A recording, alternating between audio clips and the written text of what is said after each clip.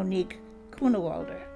My name as an unmarried lady was Friedler. I was born in Belgium, in a city called Antwerp. I think you know a little bit about World War II, and I think you know that those of us who were able to leave are ever, ever grateful that we survived the war.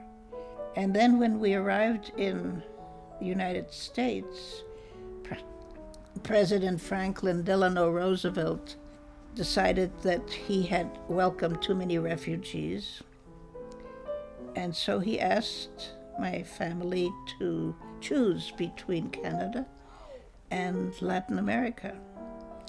And my father, who was always the boss, decided he wanted sunshine, so we went south.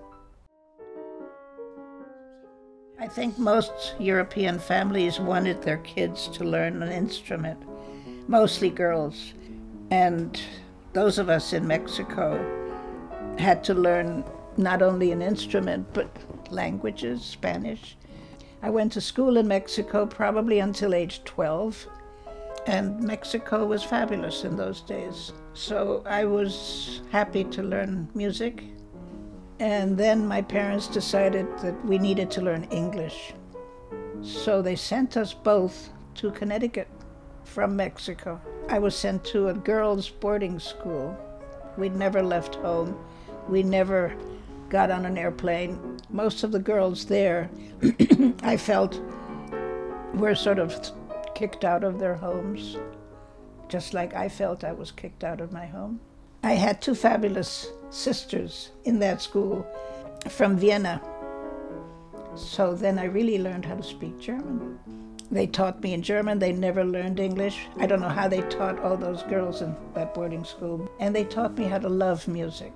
My brother went off to Hamilton College in New York. I went off to Oberlin College in Ohio. And then I was very happy to graduate from Oberlin. And I went to Geneva, Switzerland, to the Conservatory of Music in Geneva. You fall in love with music, and you fall in love with an instrument, and you try to get better. It has influenced me on a daily basis.